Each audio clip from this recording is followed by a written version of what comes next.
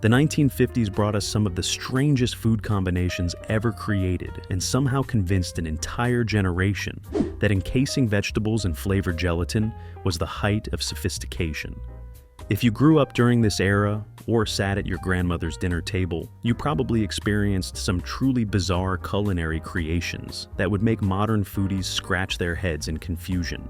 From meats suspended in aspic to casseroles that defied all logic, the 1950s dinner table was a place where anything could happen, and usually did. So, let's take a look back at 20 weird facts about 1950s dinners and food culture that you probably didn't know. Chapter 1. Jell-O was considered fine dining. There was a time when serving a molded Jell-O salad at a dinner party meant you were absolutely killing it as a hostess. During the 1950s, Jell-O wasn't just a dessert for kids. It was a legitimate course at formal dinners, and the fancier the mold, the better your social standing. Housewives would spend hours creating elaborate Jell-O molds with multiple layers and suspended ingredients that ranged from fruit cocktail to shredded carrots to cottage cheese. The obsession with Jell-O reached such heights that companies like Tupperware created entire product lines dedicated to Jell-O, mold storage, and presentation. You could buy ring molds, bunt-style molds, and even molds shaped like fish or flowers. The more complicated your Jell-O creation, the more impressed your dinner guests were supposed to be. It was common to see lime Jell-O with shredded cabbage and mayonnaise, or orange Jell-O with grated carrots and pineapples sitting right there on the dinner table next to the pot roast. What made this even stranger was that these Jell-O concoctions were often called salads, even though they contained barely any vegetables and were mostly sugar and gelatin. The 1950s housewife truly believed she was serving something nutritious and sophisticated. Food companies encouraged this behavior with recipe books that showed beautiful women in pearls and aprons presenting shimmering Jell-O molds to adoring families. The preparation process was no joke either. You had to dissolve the gelatin in boiling water. Add your chosen ingredients, pour it into the mold, and then wait hours for it to set properly in the refrigerator. Then came the nerve-wracking moment of unmolding it onto a serving platter, where one wrong move could send your masterpiece collapsing into a jiggly puddle. But when it worked and that perfectly formed Jell-O mold sat glistening on your best china platter, you felt like the Queen of Suburbia. Chapter 2. TV dinners were a status symbol. When Swanson introduced the first TV dinner in 1953, it wasn't seen as a lazy shortcut, but rather as a marvel of modern technology that proved your family was living in the future. These compartmentalized aluminum trays containing a full meal that you could heat in the oven represented everything that was exciting about post-war American innovation. The fact that you could feed your entire family without spending hours in the kitchen was considered absolutely revolutionary. The original TV dinner featured turkey with cornbread dressing gravy, sweet potatoes and buttered peas, and it cost 98 cents. Swanson reportedly had 260 tons of leftover turkey after Thanksgiving in 1953 and came up with the TV dinner concept to use it all up. They expected to sell around 5,000 dinners in the first year, but instead sold more than 10 million. American families couldn't get enough of these convenient frozen meals. What made TV dinners even more appealing was that they came with the implicit permission to eat in front of the television, which was still a relatively new piece of furniture in most homes. Before TV dinners, families were expected to sit together at the dining room table for every meal. But with these compartmentalized trays, you could balance dinner on your lap and watch I Love Lucy or The Ed Sullivan Show while you ate.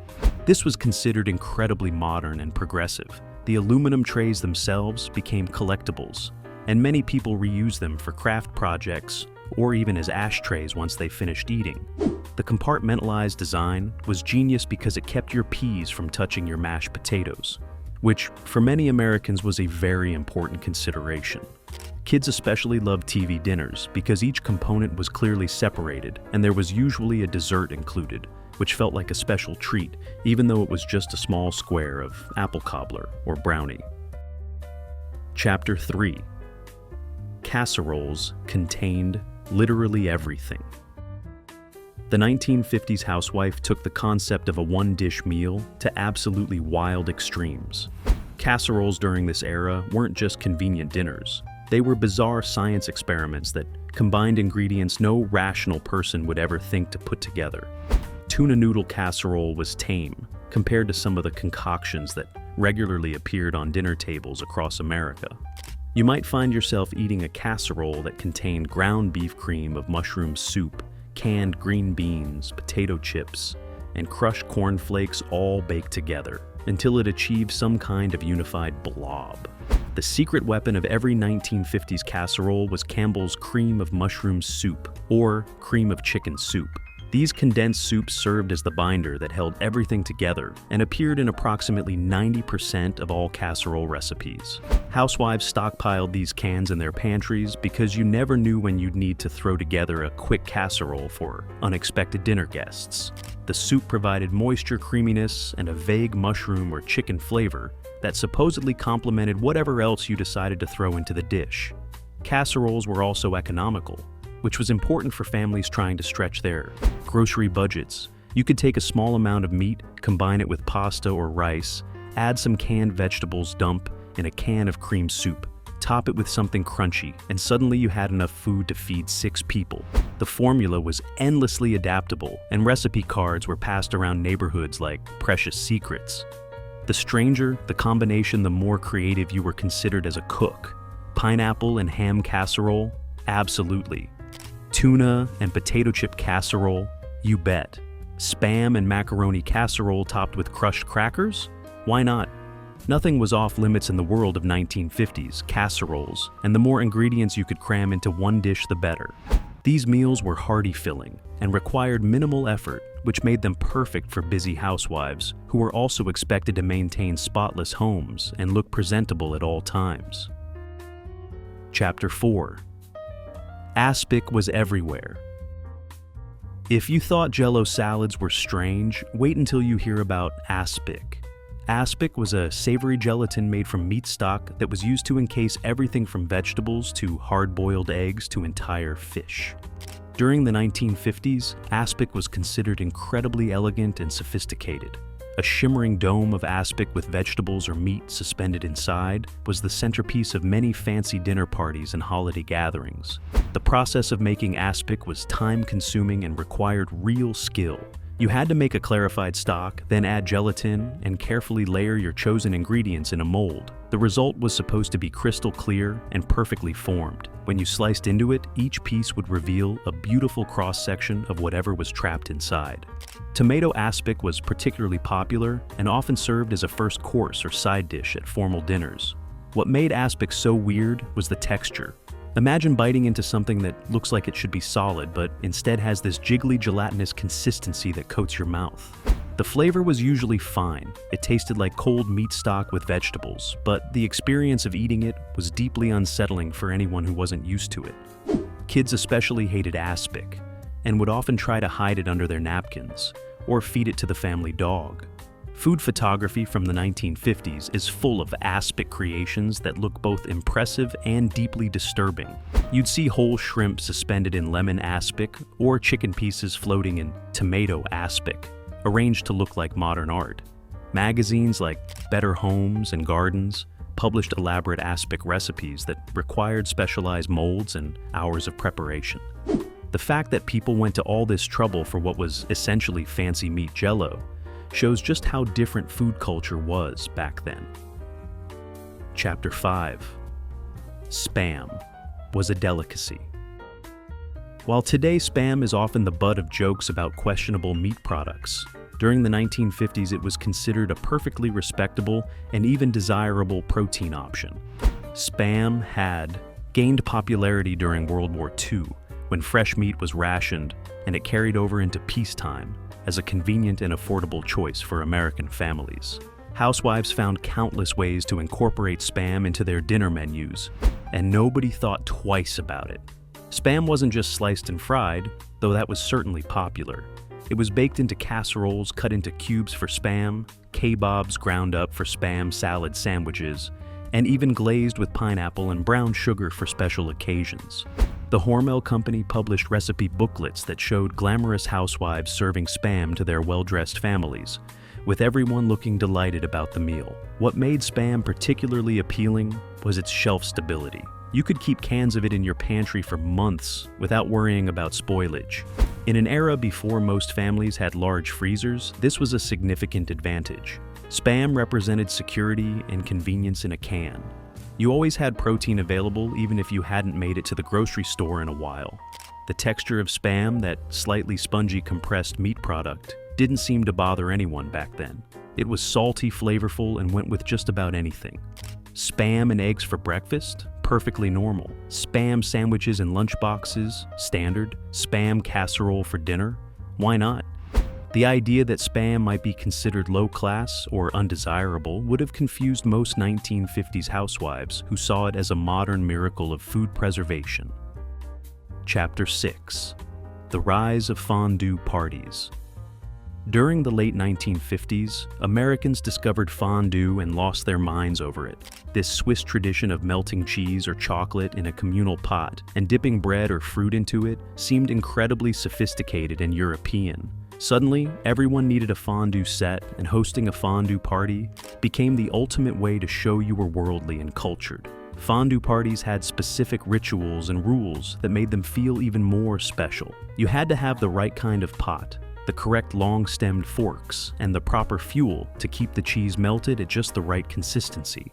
Guests would sit around the fondue pot, spearing cubes of bread and swirling them in the melted cheese, while trying not to lose their bread in the pot because supposedly there were penalties for that, like having to kiss the person next to you or buy the next round of drinks. The cheese fondue was just the beginning. Chocolate fondue for dessert became equally popular, and people would dip strawberries, marshmallows, and pound cake into melted chocolate while feeling very fancy indeed.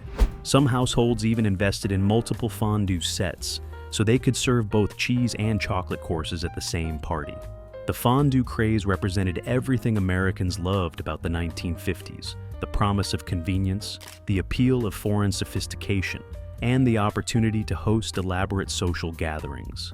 What made fondue parties particularly weird was how seriously people took them.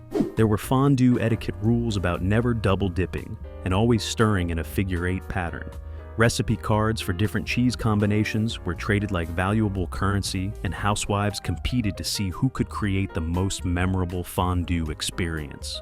The fact that you were essentially just melting cheese in a pot didn't matter. It felt special, and that's what counted. Chapter 7. Cocktail weenies were party essentials. No 1950s. Cocktail party was complete without a chafing dish full of cocktail weenies swimming in some kind of sweet and tangy sauce. These miniature hot dogs, also called Little Smokies, were considered the height of party sophistication. The most popular preparation involved heating them in a mixture of grape jelly and chili sauce, which sounds absolutely bizarre, but was considered delicious at the time. Cocktail weenies represented the broader trend of serving tiny versions of regular foods at parties. Everything was miniaturized and served on toothpicks.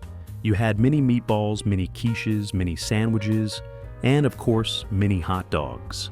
The idea was that guests could easily eat these appetizers while standing and holding a cocktail glass, which was important because 1950s cocktail parties involved a lot of standing around, looking sophisticated. The preparation of cocktail weenies was almost comically simple, which is probably why they became so popular. You literally just opened a package of Little Smokies, dumped them in a pot with grape jelly and chili sauce, heated everything together until it was warm and bubbly, then transferred it to a chafing dish with fancy toothpicks nearby. That's it. And yet, serving these at your party made you feel like you were hosting something truly special. The combination of grape jelly and chili sauce created a sweet and spicy glaze that coated the weenies in a sticky, shiny sauce. It shouldn't have worked, but somehow it did, and people couldn't stop eating them. You'd see guests hovering around the chafing dish, spearing weenie after weenie, and making enthusiastic comments about how the hostess simply must share her recipe, even though the recipe was literally 2 ingredients. Chapter 8. Deviled ham on everything Underwood. Deviled ham. That spreadable potted meat that came in the distinctive white can with the Red Devil logo was a 1950s pantry staple that appeared in countless recipes and meal preparations. This finely ground spiced ham spread was slathered on crackers stuffed into celery sticks, mixed into cream cheese for dips, and spread on white bread for sandwiches. If you grew up in the 1950s, there's a good chance you ate a lot of deviled ham. What made deviled ham so popular was its versatility and the fact that it didn't require refrigeration until after opening. Housewives could keep multiple cans in the pantry and always have something available for unexpected guests or quick lunches. The texture was smooth and spreadable, almost like pot, and it had a distinctly spiced, porky flavor that people either loved or tolerated because it was what they grew up with. Deviled ham sandwiches were standard lunchbox fare for kids across America. 2 slices of Wonder Bread with a thick layer of deviled ham, and maybe some iceberg lettuce if your mom was feeling fancy. The sandwiches would sit in your metal lunchbox for hours until lunchtime, and somehow this was considered perfectly safe and normal. No one worried too much about food safety when it came to shelf-stable canned meats. The devil mascot on the can was friendly and cartoonish, not scary, and it became one of the most recognizable brand images of the era. Underwood advertised heavily in women's magazines with recipes that incorporated deviled ham into everything from appetizers to main dishes. You could make deviled ham pinwheels by spreading it on tortillas, rolling them up and slicing them, or mix it with cream cheese and stuff it into mushroom caps for a supposedly elegant hors d'oeuvre. Chapter 9. Prunes were marketed as sexy. The California Prune Board had a serious problem in the 1950s. Prunes were associated with old people digestive issues and being generally unsexy. So they launched one of the most bizarre marketing campaigns in food history, trying to rebrand prunes as glamorous and desirable. Magazine advertisements showed beautiful young women in evening gowns holding plates of prunes as if they were offering the most sophisticated delicacy imaginable. The campaign included slogans like, "Put the P in prunes for popularity," and featured recipes that incorporated prunes into everything from salads to meat dishes. Prune Whip, a dessert made from pureed prunes and whipped cream, was promoted as a sophisticated ending to any dinner party. Magazines published recipes for prune-stuffed pork chops and prune coffee cake, trying desperately to make prunes seem like an essential ingredient for modern cooking. What made this particularly strange was that everyone knew what prunes were for. The laxative properties of prunes were well established and impossible to ignore. But the California Prune Board pressed on, determined to convince Americans that prunes were glamorous, exciting, and definitely not just for people with digestive troubles. They hired famous actresses to endorse prunes and created elaborate serving suggestions that made prunes look like luxury items. The campaign didn't really work, at least not in the way the Prune Board hoped. Prunes remained firmly associated with older adults and their digestive needs. But for a brief period in the 1950s, you could open a magazine and see stunning models holding prunes like they were diamonds, which was certainly something. The whole effort showed just how desperate food companies were to find new markets for their products, no matter how unlikely the pairing. Chapter 10. Mothers forced kids to join the clean. Plate Club. If you grew up in the 1950s, you almost certainly heard the phrase, "join the clean plate club," at least once a week, probably more. This was the era when wasting food was considered practically sinful, and children were expected to eat every single bite on their plates, regardless of whether they were hungry, liked the food, or felt sick from eating too much. Mothers would invoke starving children in other countries as the reason why. You absolutely had to finish your creamed spinach and liver. The clean plate club mentality came directly from the Depression and World War II, when food was scarce and wasting, anything was truly wasteful. But by the 1950s, when prosperity had returned and grocery stores were overflowing with products, the rule persisted anyway. Parents who had grown up with real hunger couldn't shake the feeling that leaving food on your plate was wrong, even when there was plenty to go around. This created some genuinely unpleasant dinner table situations. Kids would sit for hours staring at cold, congealed food they didn't want to eat, while their mothers insisted they couldn't leave the table until every bite was gone. Some children developed elaborate strategies for hiding unwanted food in napkins, or feeding it to the dog when parents weren't looking. Others learned to gag down whatever was put in front of them, just to avoid the inevitable lecture. The Clean Plate Club also meant that portion control was non-existent.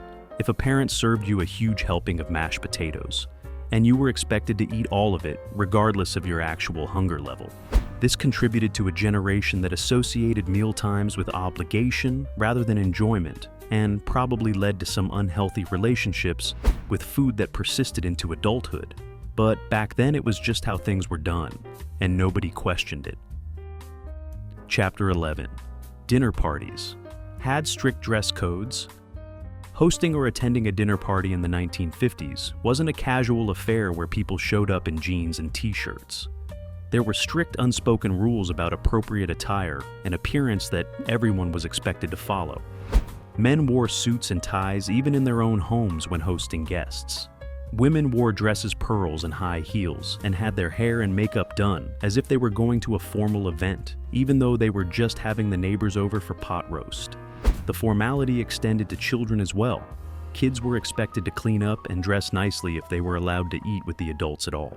More often, children ate earlier in their play clothes and were then sent to their rooms, so the adults could have a proper dinner party without interruption. When kids were present at adult dinners, they were expected to sit quietly, use proper manners, and not speak unless spoken to.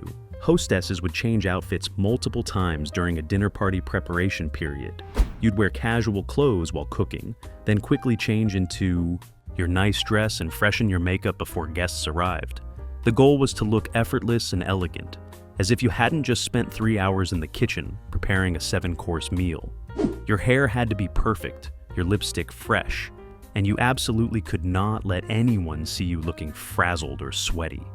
This emphasis on appearance made dinner parties stressful for everyone involved. Guests worried about wearing the right thing and following proper etiquette, while hosts stressed about presenting the perfect image of the domestic sophistication. The actual enjoyment of the meal and the company often took a back seat to making sure everything looked right and everyone behaved appropriately. But this was considered normal and expected in 1950s suburban culture, where appearances were everything. Chapter 12. Tang wasn't just for astronauts. While Tang became famous when NASA used it on space missions in the 1960s, it was actually introduced in 1959 and was marketed as a modern breakfast drink for regular families. General Foods promoted Tang as a convenient way to get vitamin C without having to squeeze fresh oranges, which was apparently too much work for the modern housewife. The bright orange powder dissolved in water to create something that vaguely resembled orange juice but tasted distinctly artificial. Kids loved Tang, even though it didn't really taste like oranges. There was something appealing about the process of mixing the powder with water and watching it dissolve into a bright orange drink. It felt scientific and futuristic, especially when you used the special Tang pitcher that many families bought. The flavor was sweet and tangy, with a slightly chemical aftertaste that didn't bother anyone at the time, because artificial flavors were seen as markers of progress, not something to avoid. Mothers appreciated Tang because it was shelf-stable and convenient. No more squeezing oranges or buying expensive fresh orange juice that would go bad in a few days. You could keep a jar of Tang in the pantry and make individual glasses whenever someone wanted a drink. This convenience factor was huge in an era when housewives were constantly looking for ways to save time without appearing to take shortcuts. The advertising for Tang emphasized its scientific formulation and the fact that it provided essential vitamins. Commercials showed happy families gathered around the breakfast table drinking Tang like it was the most natural thing in the world. Nobody questioned what exactly was in the powder that made it orange, or whether drinking artificial beverages was actually better than eating real fruit. Tang represented progress and modernity, and that's what mattered. Chapter 13. Beef Wellington was the ultimate showstopper. In the 1950s, if you really wanted to impress dinner guests, you attempted beef Wellington. This elaborate dish, a beef tenderloin coated in pâté, wrapped in puff pastry, and baked to golden. Perfection was seen as the pinnacle of home cooking. Successfully pulling one off marked you as a sophisticated hostess. Preparation was complicated and time-consuming.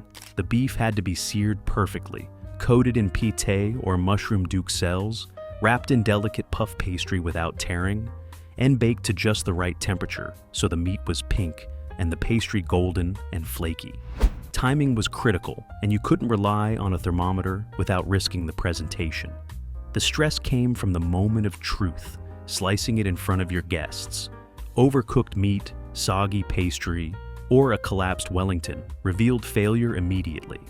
But a perfect cut, golden pastry encasing tender, pink beef, elevated you to domestic goddess status.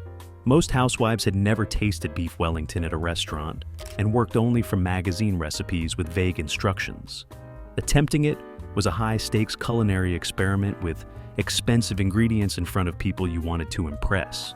Many women practiced multiple times before serving it to guests, and a successful Wellington became a prized achievement in suburban social circles. Chapter 14, Ambrosia Salad, was called a salad. One of the most bizarre food categorization decisions of the 1950s was calling ambrosia a salad. This dessert, made primarily from canned fruit marshmallows, shredded coconut, and whipped cream, or Cool Whip, contained no vegetables and no lettuce, but was confidently presented as a salad course at countless dinners and holiday meals. The ingredients in ambrosia were basically everything that makes a dessert. You had canned mandarin oranges, pineapple chunks, maraschino, cherries, miniature marshmallows, sweetened shredded coconut, and either whipped cream or the newly popular Cool Whip. Some recipes added chopped pecans or walnuts for texture. Everything was mixed together in a bowl and chilled until serving time. What made calling this a salad even stranger was that it was often served alongside actual savory dishes. You might have your pot, roast mashed potatoes, green beans, and then this intensely sweet fruity creation sitting right there on the table, as if it belonged with the other side dishes. People would take a spoonful of ambrosia and eat it with their main course, as if that made perfect sense. The origin of calling sweet fruit mixtures salads is unclear, but it became deeply embedded in American food culture during the 1950s. Families genuinely believed they were eating something healthy because it had fruit in it, even though the fruit was canned in heavy syrup, and the entire mixture was bound together with sweetened whipped cream. The salad label somehow made it acceptable to eat what was essentially dessert during the main meal. Chapter 15. Tuna noodle casserole was considered gourmet. In the 1950s, a simple mix of canned tuna, egg noodles, cream of mushroom soup, frozen peas, and crushed potato chips was considered a sophisticated dinner. Tuna noodle casserole appeared in women's magazines as a recipe for special occasions, and housewives took pride in perfecting their versions. Its reliance on canned and frozen ingredients and minimal cooking skill didn't diminish its status at all. The casserole's appeal was that it looked impressive, golden and bubbling with a crispy potato chip topping, while requiring little effort. Boil noodles, mix in cans and soup, top with chips, and bake. 20 minutes of work could feed 6 people and make it look like a culinary triumph. Families often added their own twists: cheddar cheese for richness, celery or onions for texture, cream of chicken soup instead of mushroom, or crushed crackers on top. These small variations were treated like culinary innovations. Tuna noodle casserole also reflected the economic prosperity of post-war America. Canned tuna was affordable, frozen peas a modern convenience, and cream of mushroom soup a pantry staple. The ability to create a complete, filling meal from shelf-stable ingredients showcased how far food technology had come.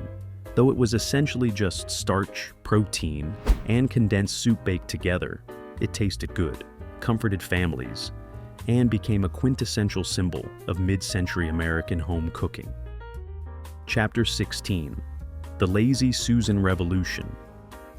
The introduction of the Lazy Susan to American dining tables in the 1950s changed how families shared food, and it was treated like a major innovation. This rotating tray placed in the center of the table allowed everyone to easily access condiments, side dishes, and accompaniments without the awkward reaching and pass the salt requests that had characterized mealtimes for generations.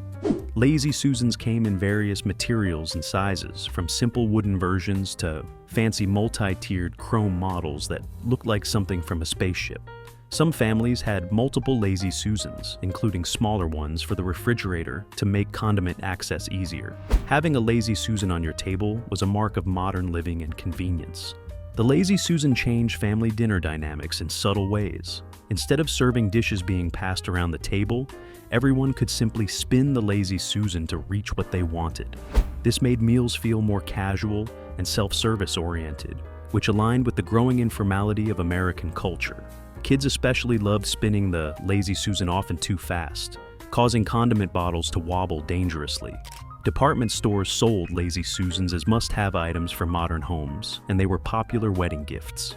The more elaborate your Lazy Susan, the more sophisticated your dinner table appeared. Some models had compartments for different condiments, while others were simple rotating platforms. But regardless of style, having a Lazy Susan meant your family was keeping up with the latest trends in convenient dining. Chapter 17. Pineapple belonged on everything. The 1950s had a love affair with pineapple. That bordered on obsession. This tropical fruit appeared on ham and Jell-O salads, on pizza, as garnish for cocktails, and in countless casseroles. The combination of sweet pineapple with savory dishes was considered the height of culinary sophistication, and no recipe seemed too weird to benefit from adding pineapple. Canned pineapple rings were particularly popular because they were convenient and looked attractive on a plate. You'd see ham steaks with pineapple rings secured by maraschino cherries in the center, creating a festive presentation that appeared in magazine spreads and on dinner tables across America. The sweet juice from the canned pineapple was often used to make glazes and sauces that added a shiny coating to meats and vegetables. Hawaiian pizza, which combines pineapple with Canadian bacon or ham, was invented in Canada in 1962. But the groundwork for accepting sweet fruit on pizza was laid during the 1950s pineapple obsession. The idea that sweet and savory could combine wasn't new, but the specific pairing of pineapple with everything became a defining feature of this era's cuisine. Pineapple upside-down cake was the dessert that appeared at nearly every potluck and church social. The combination of caramelized pineapple rings and maraschino cherries baked under a layer of cake and then flipped over to reveal the fruity top was both delicious and visually impressive. Making a successful pineapple upside-down cake where the fruit didn't stick to the pan was a point of pride for home bakers. Chapter 18. Gelatin molds had their own special occasions. The creation and serving of gelatin molds became so important in 1950s food culture that specific occasions called for specific types of molds. Christmas meant a red Jell-O mold with cranberries and perhaps some suspended fruit. Easter called for a pastel-layered creation with cottage cheese. Thanksgiving demanded an orange or lemon mold with carrots and celery. These traditions were taken seriously, and families had favorite recipes that were prepared year after year. The investment in gelatin mold equipment was substantial for many households. Families owned multiple molds in different shapes and sizes, stored carefully in cupboards, and brought out for the appropriate occasions. There were ring molds, bunt-style molds, decorative molds shaped like trees or wreaths, and even individual molds for making personal-sized portions. The more elaborate your mold collection, the more prepared you were to host any occasion properly. The presentation of a gelatin mold was a moment of truth for the hostess. Would it unmold cleanly onto the serving platter, or would it collapse into a lumpy mess? The process involved running warm water over the outside of the mold, flipping it onto a plate, and giving it a gentle shake while holding your breath. When it worked and that perfect shimmering dome appeared, there was genuine satisfaction. When it failed, it was mortifying, especially if guests were already seated and waiting. Special occasions weren't complete without the appropriate gelatin mold, and families would actually look forward to these jiggly creations. Kids might have hated the lime Jell-O with shredded cabbage, but they understood it was part of Thanksgiving, just like turkey and stuffing. The tradition of gelatin molds became so embedded in holiday meals that their absence would have been noted and commented on by guests who expected to see that familiar shimmering centerpiece on the table. Chapter 19. TV trays changed family dynamics. The introduction of folding TV trays into American homes during the 1950s fundamentally changed how families ate dinner together. For generations, families had gathered around the dining room table for meals, with everyone seated together engaged in conversation and focused on the food and each other. TV trays made it acceptable and even desirable to eat in front of the television, with each family member having their own individual tray. TV trays were marketed as convenient modern solutions for the busy American family. They folded up for easy storage, stood at the perfect height for eating while seated on the couch, and had raised edges to prevent spills. Many families bought matching sets of 4 TV trays that they had set up in front of the television for dinner, allowing everyone to watch their favorite shows while eating. This shift from communal dining table to individual TV trays represented a broader change in American culture.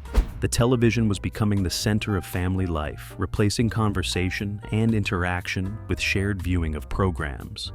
Parents who had grown up with strict rules about family dinners suddenly found it acceptable to let their children eat in front of the TV as long as they were watching wholesome family programming. The TV tray also made meal planning easier for housewives. TV dinners, which came in their own compartmentalized trays, fit perfectly on TV trays, creating a complete eating solution that required minimal dishes and cleanup. Kids loved the independence of having their own tray and the permission to focus on the television rather than table manners and polite conversation. What had been unthinkable just a generation earlier, eating alone on a tray in front of a screen, became normal and even celebrated as modern convenient living. Chapter 20. Dinners happened. At exactly 6 o'clock.